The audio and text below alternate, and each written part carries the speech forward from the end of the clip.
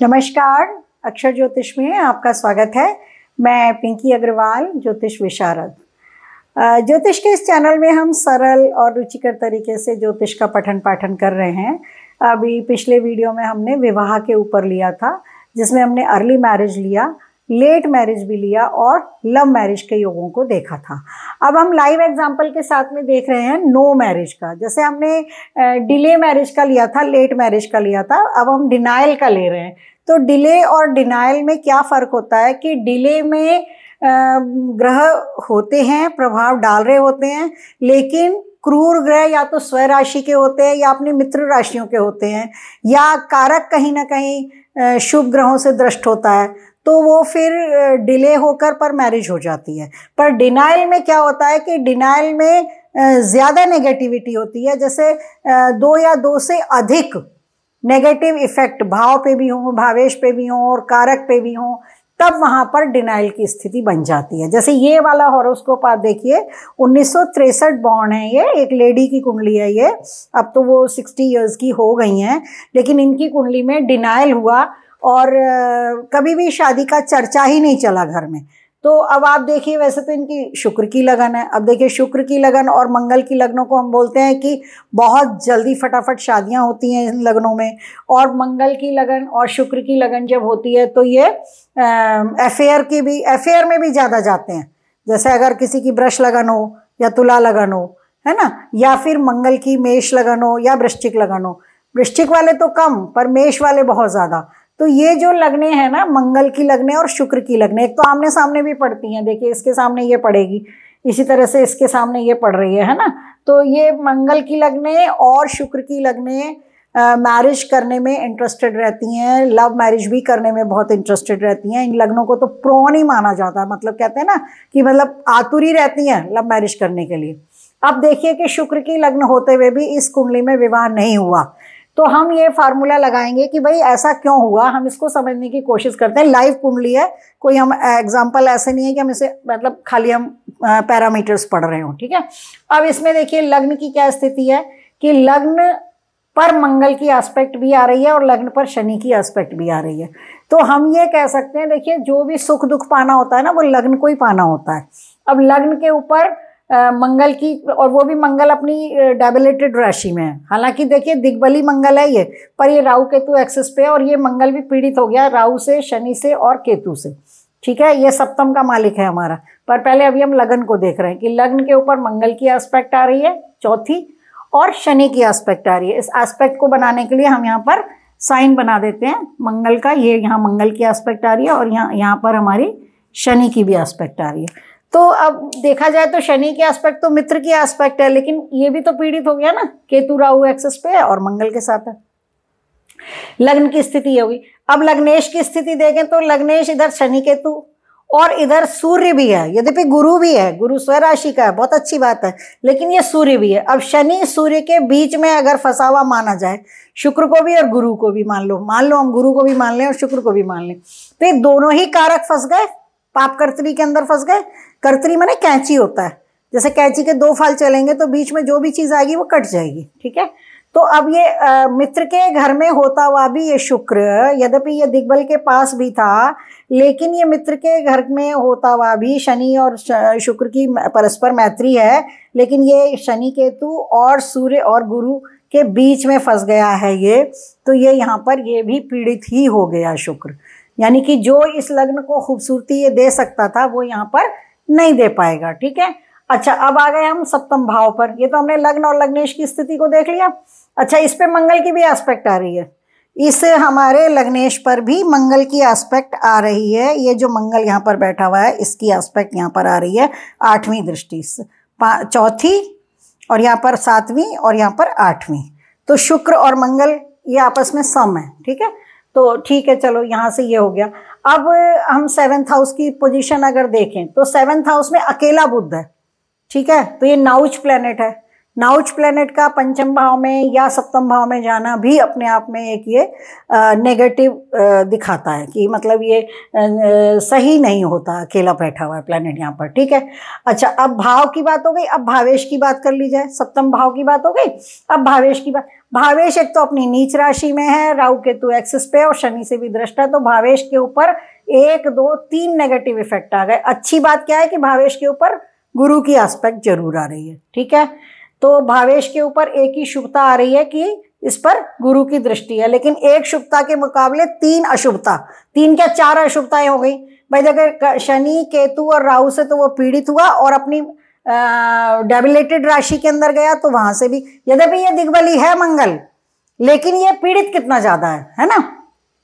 तो ये भावेश हमारा पीड़ित हो गया और कारक अपने से 12वें घर में चला गया और कारक के ऊपर भी 2 नेगेटिव इफेक्ट है। आप देखिए शनि की तीसरी एस्पेक्ट आ रही है, ये देखिए ये शनि की तीसरी एस्पेक्ट आ गई है यहाँ पर, ये यहाँ पर आ गई और सूर्य के ये साथ आ गया। सूर्य भी डिटैचिंग प्लेनेट है। अब ये देखिए ना डिटैचिंग प्लेनेट्स का इफेक्ट आ गया, देखो भाव के ऊपर आ गया, भाव के ऊपर नहीं आया, भावेश के ऊपर आया शनि और केतु का और राहु का। केतु नहीं है डिटैचिंग, लेकिन शनि और राहु डिटैचिंग प्लेनेट है, ये डिटैच करते हैं, सेपरेट करते हैं, ठीक है। तो ये 2 डिटैचिंग प्लेनेट का प्रभाव यहाँ पर आ गया, ठीक है। उसके बाद में जो कारक गुरु था उस पे शनि और सूर्य, ये 2 डिटैचिंग प्लेनेट है, मतलब पृथककारी प्लेनेट, ये पृथककारी प्लेनेट है। और सूर्य का इफेक्ट तो बहुत ज्यादा, सूर्य का इफेक्ट तो मंगल से भी ज्यादा है। मंगल डिले करा देता है जैसे हमने इस कुंडली में देखा, लेकिन मंगल अल्टीमेटली मंगल ने फिर भी शादी दी, लेकिन सूर्य का और शनि का मिला हुआ जो मिश्रित प्रभाव आ गया इस कारक के ऊपर, वो भी यहाँ से अपने से 12वें चला गया है। तो डिले तो होता है, डिनायल हो गया यहाँ पर, ठीक है। तो भाव के अंदर एक इसका नाउच प्लेनेट का बैठना, भावेश का 3 तरीके से पीड़ित होना और कारक का भी 2 प्लेनेट से पीड़ित होना, ये जाकर के अच्छा इसका डिस्पोजिटर होकर के चंद्रमा भी पीड़ित है। जैसे अगर मान लीजिए मंगल यहाँ पर कर्क राशि के अंदर है तो चंद्रमा भी, हालांकि इसको हम नीच भंग में भी ले लेते हैं, लेकिन अब ये देखिए ना कि मंगल को अपने डिस्पोजिटर को भी नीच देखना पड़ रहा है, तो वहां से भी सपोर्ट नहीं मिल पा रहा है। कुटुंब का भी मालिक था ये, कुटुंब का मालिक होकर के भी ये यहाँ पर बहुत ज्यादा फंस गया है बहुत जोरों से। तो अब ये जो कुंडली है 1963 बॉर्न है ये मैडम, और इनकी अभी मैरिज मतलब डिनाइल ही हो गया, शादी का कभी चर्चा ही नहीं चला। इनसे पहले इनकी 2-3 बहनों की भी शादी हुई और डिले के बाद भी बहुत ये बार बार बात आई, 50 साल की एज तक ये बात आती रही कि शादी करेंगे क्या, पर वो उनका मन ही ऐसा हुआ कि उन्होंने मैरिज नहीं की। मतलब तो ये लाइव एग्जाम्पल लेने का हमारा सिर्फ उद्देश्य इतना है कि हम विषय को समझ पाएं और ये भी समझ पाएं कि सिर्फ ये खाली ये नहीं है कि हम सिर्फ पढ़ के रख देंगे, हमको देखने को भी मिलते हैं कुंडली में योग, ठीक है। तो ये हो गया नो मैरिज, मतलब यहाँ पर हमने लेट मैरिज का पढ़ा था तो यहाँ पर हमने पढ़ा नो मैरिज का। इसी तरीके से मल्टीपल मैरिज पे आ जाते हैं अब हम। यहाँ तो बिल्कुल नई शादी नहीं हुई और अब हम आते हैं कि 1 से अधिक शादियों का, और बाद में हम देखेंगे विजातीय विवाह का भी देखेंगे, उसको लास्ट में देखेंगे, ठीक है। तो अब ये मल्टीपल मैरिज, 1 से अधिक शादियां। तो अब जैसे देखिए डिले में हमने देखा था कि क्रूर ग्रहों का प्रभाव होता है तो डिले करता है, क्रूर ग्रहों का बहुत अधिक प्रभाव पड़ गया, भाव भावेश कारक तीनों 2 या 2 से अधिक ग्रहों से और सेपरेटिव प्लैनेट से पीड़ित हो गए, खास करके सूर्य, राहु और शनि, ये 3 सेपरेटिव प्लैनेट है। तो इनका इफेक्ट जब ज्यादा हो जाता है तो फिर डिनाइल भी हो जाती है, ठीक है। अब आते हैं हम मल्टीपल मैरिज, 1 से अधिक शादियां।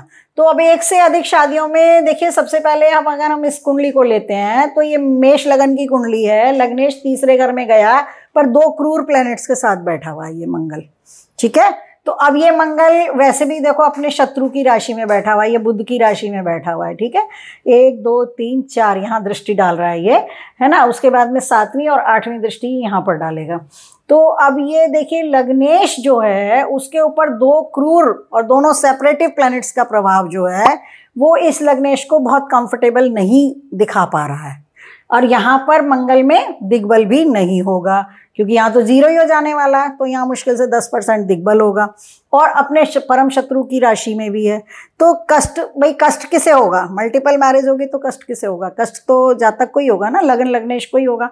अच्छा, और लग्न के ऊपर शनि की एस्पेक्ट आ रही है, यद्यपि ये शनि उच्च का है पर ये रेट्रोग्रेडेड है, ठीक है। उच्च का शनि है पर ये रेट्रोग्रेड है, उच्च का इसकी एग्जाल्टेड भी ले लो, इसको यहाँ पर यहाँ लिख लेना चाहिए कि ये एग्जाल्टेड है।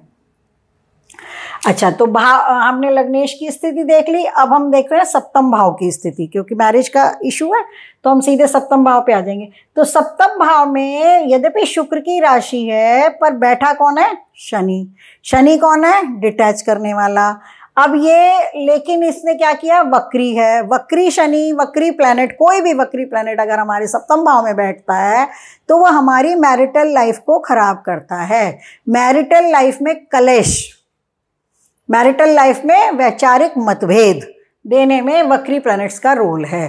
क्षणे रुष्टा क्षणे तुष्टा, थोड़ी देर में खुश थोड़ी देर में नाराज, बात बात में एक दूसरे के साथ खींचातानी। तो ये वक्री होने की वजह से इसने क्या करा? मैरिटल लाइफ, पहली शादी कराई, उच्च का है, सप्तम भाव में एक उच्च का प्लैनेट है, शादी करा दी, कोई दिक्कत नहीं है, लेकिन बनी नहीं, पहली पत्नी के साथ में बिल्कुल भी ट्यूनिंग नहीं हुई। ठीक है, तो वक्री होने के कारण जीवन में मैरिटल लाइफ में कलह कलेश रहा, जिसकी वजह से इनका डिवोर्स हुआ। ठीक है, अब देखिए, अब ये देखिए भाव जो था वो रेट्रोग्रेटेड शनि से पीड़ित है, यद्यपि ये उच्च का है तो इसलिए शादियां कराएगा, उच्च का है तो शादियां कराएगा, लेकिन शादियां बिगाड़ेगा भी यही।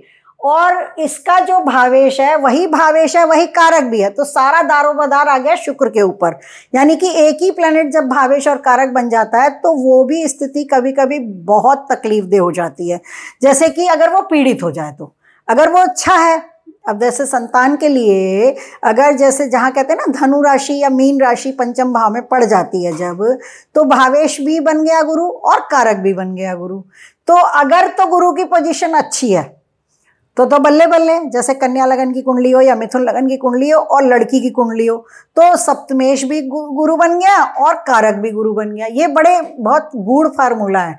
तो उसमें क्या होता है कि यदि किसी कुंडली में गुरु अच्छा है, कन्या लगन में या मीन लगन की बात कर रहे हैं, कन्या लगन में या मिथुन लगन में, जहाँ की वो सप्तमेश भी बना हुआ है और फीमेल की हॉरोस्कोप है, तो आप ये देखिए कि सप्तम भावेश भी बन गया गुरु और कारक तो गुरु है ही है फीमेल के लिए। और अगर वो गुरु खुदा न खास्ता कहीं पीड़ित होता है तो वो मैरिज कराने के लिए नाखून चने चबवा देता है और बाकी चीज़ों में भी कष्ट देता है। लेकिन वही गुरु अगर कन्या लगन की कुंडली में अच्छा हो, कहीं ऐसी जगह बैठ करके सप्तम भाव को देख रहा हो तो बहुत बढ़िया है, सही टाइम पे शादी भी करा देगा, अच्छा पति भी दिलवा देगा, सारे काम कर देगा। तो कहने का कन्या लगन में या मिथुन लगन में भी वही मेरा कहने का मतलब है।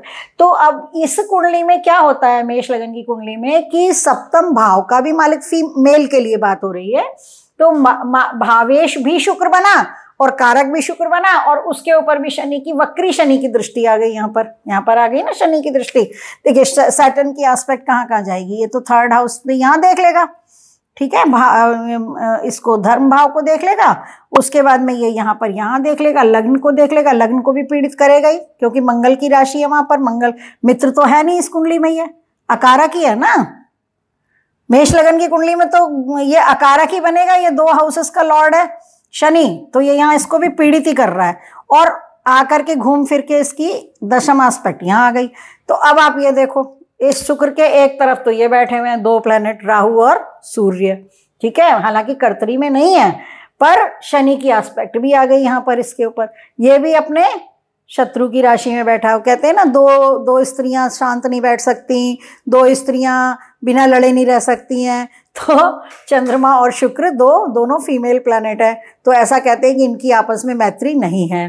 ठीक है, हालांकि चंद्रमा किसी को अपना शत्रु नहीं मानता है, पर शुक्र और चंद्रमा की परस्पर बहुत अच्छे रिलेशन नहीं है, हालांकि ये शुक्र दिग्बली है। अब देखो, सप्तम भाव में एक प्लैनेट उच्च का, यद्यपि वो क्रूर है, और सप्तमेश दिग्बली, इसलिए ये मैरिज भी देता जा रहा है और खराब खाता भी कराता जा रहा है। समझ रहे हैं आप? आपको ये भी तो लग सकता है ना कि मल्टीपल मैरिज क्यों हो रही हैं। मल्टीपल मैरिज क्यों हो रही हैं? मल्टीपल मैरिज इसलिए हो रही हैं कि 7th हाउस में एग्जाल्टेड प्लैनेट बैठा है, भले वो क्रूर है पर वो अपनी बेस्ट पोजीशन में बैठा हुआ है। ठीक है, तो ये मैरिज देता भी है और ये मैरिज को काटता भी है। इसी तरह से शुक्र की बात करें तो ये कारक भी यही, भावेश भी यही, ये भी दिग्बली होकर बैठा हुआ है और ये इसके ऊपर जुपिटर की एस्पेक्ट भी आ रही है। देखो पंचम, सप्तम और नवम, यहाँ पर गुरु की एस्पेक्ट भी आ रही है। देखिए तो अब वेल प्लेस्ड शुक्र हो गया। ठीक है, और इस पर एक शुभ ग्रह की दृष्टि भी आ गई। ठीक है, शनि की भी आ गई, वो शनि की आ गई जो उसकी ही राशि में बैठा हुआ है, यानी कि शनि का डिस्पोजिटर कौन है? शुक्र है, यानी कि शुक्र की ही राशि में शनि बैठा हुआ है। अभी हम नक्षत्रों तक तो गए ही नहीं है। तो अब आप ये देखिए कि यहाँ पर एक उच्च प्लेनेट का बैठना और यहाँ पर शुक्र का बैठना जो दिग्बली हो गया है, उस पर उच्च के शनि की दृष्टि है, जिसका कि ये डिस्पोजिटर भी है शुक्र स्वयं, और साथ में यहाँ से गुरु की भी एस्पेक्ट यहाँ पर आ रही है, ठीक है ना, क्योंकि गुरु देखेगा ही 5वीं 7वीं और 9वीं दृष्टि से गुरु यहाँ देख रहा है। तो अब ये क्या हो गया? शुभता देने के लिए था ये तो, लेकिन अब शुभता भी दे रहा था लेकिन अशुभता भी दे रहा है। पहले मैरिज हुई, झगड़ा हो गया, नहीं बना पाए क्योंकि वक्री प्लेनेट थे, वैचारिक मतभेद बहुत ज्यादा था। यद्यपि इसने पत्नी सुंदर दी थी, क्यों? क्योंकि शुक्र की राशि थी और उच्च का प्लेनेट था, है ना, तो लेकिन नहीं बनी। फिर दूसरी पत्नी से भी खुदा न खास्ता इनकी नहीं बनी। अब उसका कारण क्या हुआ? सेकंड मैरिज यहाँ से भी देखते हैं, बहुत से लोग सेकंड मैरिज यहाँ से भी देखते हैं। कुछ लोग कहते हैं कि पत्नी के मरने के बाद दूसरी शादी हो तो यहाँ से देखना चाहिए, लेकिन पत्नी तीसरे ये नवम भाव से भी बहुत से लोग सेकंड मैरिज देखते हैं। तो अगर नवम भाव से देखने जाए तो नवम का मालिक भी अष्टम में चला गया है। जो भी कारण रहा हो, 2 शादियाँ इनकी खराब हुई, दोनों जगह से इनका डिवोर्स हुआ, फिर जा करके इनकी तीसरी शादी जो हुई, अब अगर इस हिसाब से देखें तो तीसरी शादी फिर यहाँ से हो गई, ठीक है, यहाँ से हुई, और करते करते दशा भी उस वक्त तक आके शुक्र की महादशा आ गई इनके ऊपर। शायद ये जो 2 शादियाँ इनकी खराब हुई हैं वो केतु की दशा में खराब हुई हैं। केतु इनका देखिए ना यहाँ पर है, केतु यहाँ होगा ना, क्योंकि केतु यहाँ पर है, ठीक है, राहु यहाँ तो केतु यहाँ पर आ ही जाएगा, है ना। तो ये वाली बात है। तो ये भी हो सकता है कि ये यहाँ पर भी केतु बैठा है और अपने से 12 चला गया। ये भी ग्रह रेट्रोग्रेड है, जुपिटर इज अगेन रेट्रोग्रेड, तो ये भी एक रेट्रोग्रेड प्लेनेट है। अब इस शुक्र के ऊपर 2 रेट्रोग्रेड प्लेनेट का प्रभाव आ गया। आप देखिए, यहाँ से शनि का, यहाँ से गुरु की एस्पेक्ट, शनि गुरु दोनों की एस्पेक्ट आई। सुख भाव के ऊपर दोनों ही रेट्रोग्रेड प्लेनेट हैं जो इसको देख रहे थे।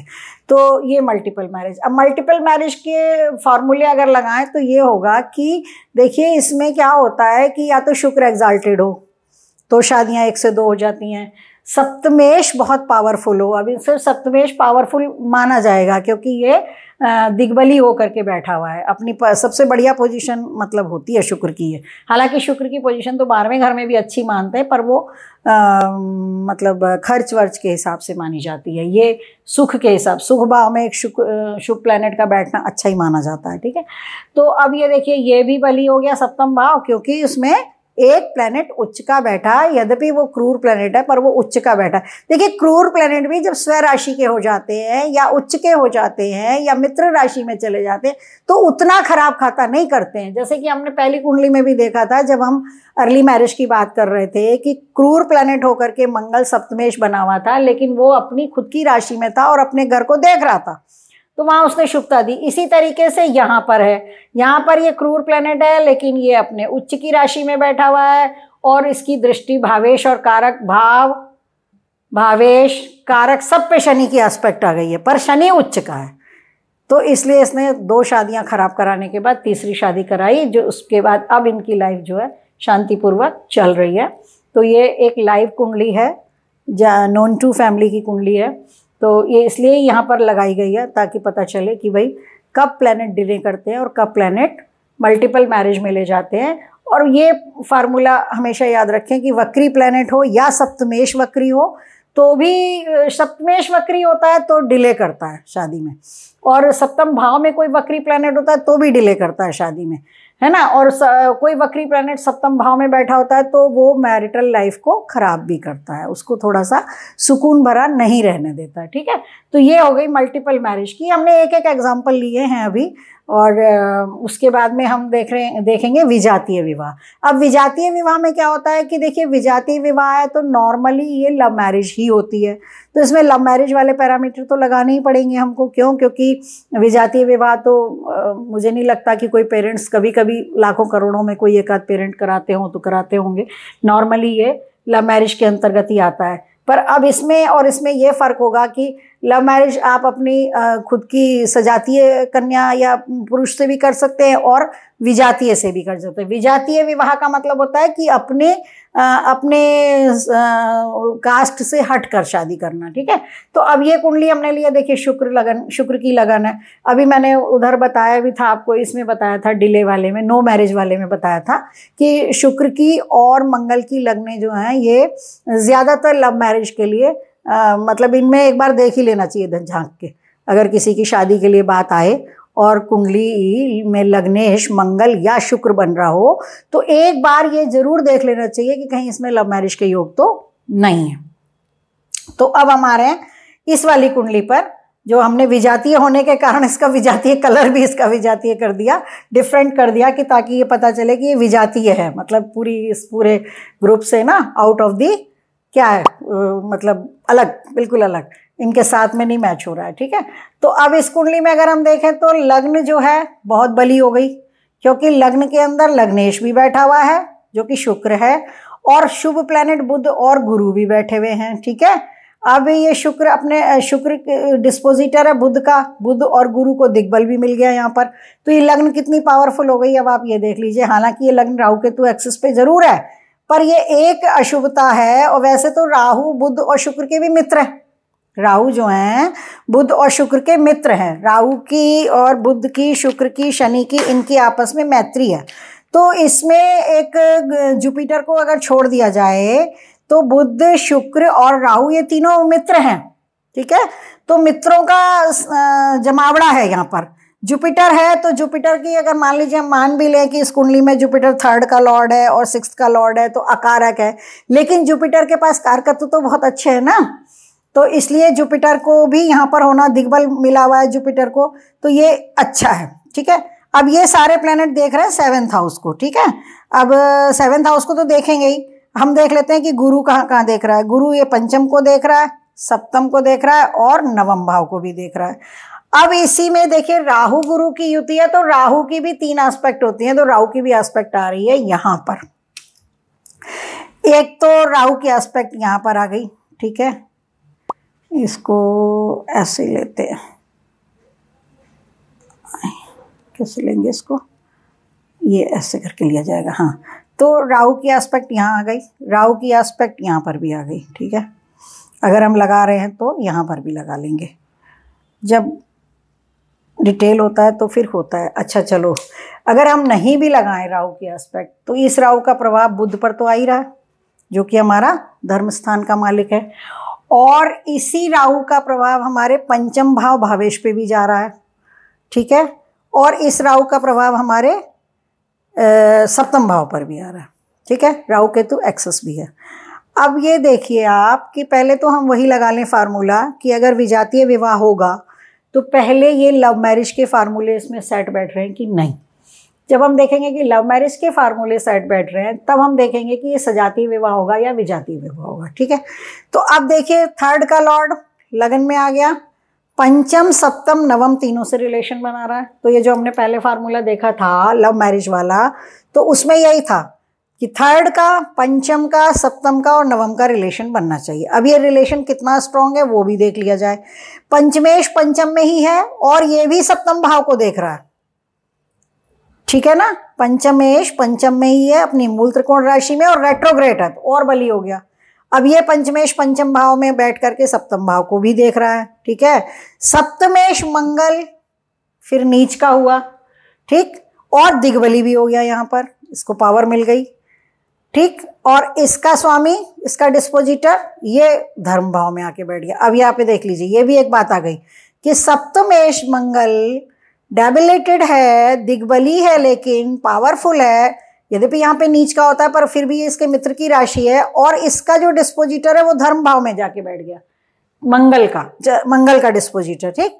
और इस मंगल की 4थी दृष्टि पड़ गई हमारे लग्न पर, देखें मंगल की 4थी दृष्टि पड़ गई लग्न पर, और इसकी एक दृष्टि पड़ गई सुख भाव पर, और सुखेश पर भी पड़ गई, यहाँ पे पड़ गई 8वीं दृष्टि मंगल की, ठीक है। तो अब आप देखिए कितना अच्छे से ये गुथा हुआ है बिल्कुल, कि 3rd लॉर्ड पंचम, पंचमेश, सप्तम, सप्तमेश की दृष्टि होने से सप्तमेश, नवम और नवमेश सबसे संबंध बना करके बैठा हुआ है थर्ड लॉर्ड। ठीक है, अब ये तो हो गई लव मैरिज की बात हो गई, क्योंकि लव मैरिज का यही था फार्मूला कि तीसरे घर का, पांचवें घर का, सातवें घर का, नवे घर का परस्पर रिलेशन बनना चाहिए। ये बहुत अच्छे से बन रहा है इस कुंडली में। अब बात आती है कि विजातीय विवाह क्यों हुआ। विजातीय विवाह इसलिए हुआ कि राहु का प्रभाव धर्म भाव और भावेश दोनों पर है, साथ ही सप्तमेश का जो डिस्पोजिटर था चंद्रमा, वह भी धर्म भाव में जाकर बैठा, तो अलग धर्म में जाकर के शादी होने की यहाँ पर प्रॉमिस दिखाई देता है। शनि की तीसरी दृष्टि, सातवीं दृष्टि, आठवीं, नवीं और 10वीं दृष्टि, शनि की दृष्टि यहाँ पर कुटुंब भाव पर भी आ रही है, जहाँ पर कि मंगल की दूसरी राशि है।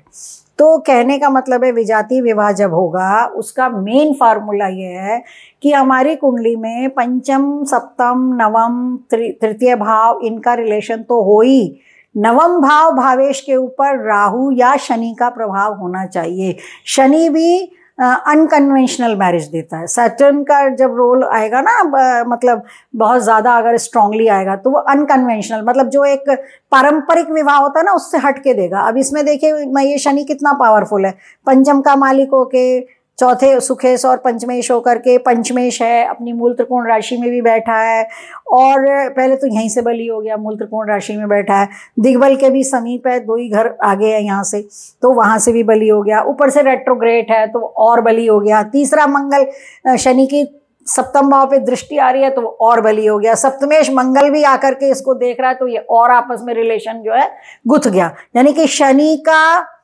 सप्तम भाव से भी संबंध है और सप्तमेश मंगल की एस्पेक्ट भी शनि के ऊपर आ रही है, तो ये अनकन्वेंशनल मैरिज देता है। ठीक है, और रहे सहे में राहु और गुरु दोनों का प्रभाव यहाँ गया। अब गुरु इस भाव का कारक भी है, धर्म का कारक होता है गुरु, है ना, और यहाँ पर चंद्रमा भी बैठा हुआ है। तो ऐसा नहीं है कि धार्मिक नहीं होंगे, धार्मिक जरूर होंगे, क्योंकि चंद्रमा नवम भाव में जब भी जाता है तो व्यक्ति को पौराणिक कथाओं में या अपने धर्म में इन सब चीज़ों में रुचि देता है, पर वो एक अलग पॉइंट ऑफ व्यू है। पर यहाँ पर अब हमारा क्या हो गया कि इस राहु के साथ बैठा ये बुध और परम मित्र के साथ बैठे हैं, ये दोनों, इन तीनों की बहुत अच्छी दोस्ती है, ये आपस में परम मित्र हैं। इसका डिस्पोजिटर भी इसके साथ बैठा हुआ है, राहु शुक्र के साथ बैठ के और ज़्यादा पावरफुल हो जाता है, बुध के साथ भी बैठ के पावरफुल हो जाता है। तो अब ये राहु को और गुरु दोनों की सम्मिलित या गुरु की ही दृष्टि अगर माने तो उसमें भी राहु का प्रभाव तो आएगा ही जब राहु इसके साथ है। तो ये यहाँ पर हमारे नवम भाव भावेश दोनों के ऊपर ये राहु का प्रभाव आया, और 12वें घर का जो स्वामी है हमारा वह भी बुध ही है, तो वो बुध फिर से आ गया ना, मतलब 9वें भाव और 12वें भाव दोनों भावों का स्वामी अब 12वां घर का है, विदेश का है, तो विदेशी कन्या से विवाह कर सकते हैं ये। ठीक है, क्यों? क्योंकि 12वें घर का स्वामी जो था वो भी यहाँ आके बैठा हुआ है, अपने से आगे बैठा हुआ है और अपने 2 मित्रों के साथ बैठा हुआ है, काफ़ी पावरफुल है। बुध भी पावरफुल है, इसमें गुरु भी पावरफुल है। तो ये दोनों प्लेनेट का पावरफुल होना, दिग्बली होना, यहाँ पर ये पूरी तरह तृतीय लॉर्ड भी पावरफुल हो गया और यहाँ पर नवम भाव का स्वामी भी पावरफुल हो गया। तो इस तरीके से ये, और यहाँ का भी ये स्वामी है बुध, और उसके ऊपर राहु का प्रभाव है, यहाँ पर भी राहु का प्रभाव हो गया, चंद्रमा पे भी, मन पे भी, इसके ऊपर भी आ गया प्रभाव। तो ये सारी बातों को लेते हुए यहाँ पर ये विजातीय विवाह, विदेशी कन्या से विवाह की स्थिति यहाँ पर बन रही है। तो ये हमने 3 टॉपिक और लिए, 3 पहले हमने पिछले वीडियो में लिए थे, 3 अब लिए हमने। तो इसमें ये मैरिज के ऊपर ही हमने लिया है, इसमें हमने थोड़ा सा वो भी ले लिया कि वक्री प्लैनेट भी मैरिटल लाइफ को ख़राब करते हैं, चौथे घर का मंगल भी मैरिटल लाइफ को ख़राब करता है, और ज़्यादा क्रूर ग्रह, अब जैसे फंक्शनल मैलेफिक हो गया ना, यहाँ पर भी शनि जैसे हम बात कर रहे थे, तो जब फंक्शनल मैलेफिक प्लैनेट हो जाता है तो वो और ख़राब खाता करता है, क्योंकि वो मैलेफिक तो था ही, नेचुरल भी मैलेफिक था और फंक्शनली भी मैलेफिक हो गया, तो उसके ऊपर 2 नेगेटिव इफेक्ट आ गए, तो वो ज़्यादा ख़राब खाता करता है। और जब कोई वैसा प्लैनेट होता है जैसे यहाँ पर है बुध, तो ये तो अच्छा था, शुभ था, लेकिन फिर भी वो मैरिज नहीं करा पाया। क्यों? क्योंकि फंक्शनल मैलेफिक प्लैनेट मंगल बहुत ज़्यादा यहाँ पर पीड़ित था। तो ये हमने विवाह के जो कई आयाम थे वो लिए। अर्ली मैरिज, लव मैरिज और लेट मैरिज ये पिछले वीडियो में लिया, उसका लिंक आप इसके साथ जोड़ के देख सकते हैं अगर आपको मैरिज के ही ऊपर सारा देखना है तो। और इस वीडियो में हमने लिया नो मैरिज कैसे होती है, मल्टीपल मैरिज कब हो जाती है। अच्छा, मल्टीपल मैरिज में एक चीज़ और भी है, अगर सप्तम भाव, भावेश और कारक ये द्विस्वभाव राशियों में चले जाए, ड्यूअल साइन में, तब भी वो भी एक फार्मूला है, उससे भी मैरिज जो है मल्टीपल होती हैं। शुक्र अगर एग्जाल्टेड हो कुंडली में तो भी मल्टीपल मैरिज देता है। शुक्र अगर सप्तम भाव में बैठा हो तो भी मल्टीपल मैरिज होता है। देखिए फॉर्मूले तो बहुत सारे हैं, लेकिन किस कुंडली में क्या स्थिति बनी उसको देखते हुए हमने यहाँ पर ये लाइव एग्जांपल्स लेकर के आपको बताने का प्रयास किया है, क्योंकि टॉपिक इंटरेस्टिंग है। बुक से भी पढ़ें, बिना बुक के आगे ना बढ़ें, लेकिन हाँ कुछ एग्जांपल देकर हमारा कॉन्फिडेंस बढ़ता है कि भाई ये ऐसे ऐसे हॉरोस्कोप्स हमें देखने को मिल जाते हैं और फिर वो बातें वहाँ पर अप्लाई होती हैं और इसमें फिर फार्मूले हमारे फिट हो जाते हैं। तो ये करके हमने मैरिज का टॉपिक लिया। इंटरेस्टिंग टॉपिक है, सबकी रुचि रहती है, इसलिए इस टॉपिक को पकड़ा है। और आई होप आपको ये टॉपिक भी पसंद आएगा और हमारा एक्सप्लेनेशन भी पसंद आएगा। अगर आपको कंटेंट अच्छे लगते हैं, पसंद आते हैं, आपको समझ में आते हैं तो लाइक करिए, शेयर करिए, सब्सक्राइब करिए। हाँ, अगर आपकी कोई क्वेरी है तो आप डाल सकते हैं, मेल कर सकते हैं और उसका जवाब दिया जाएगा। तो आज के लिए हम इतना ही करते हैं। जय हिंद, जय भारत। मिलते हैं अगले वीडियो में।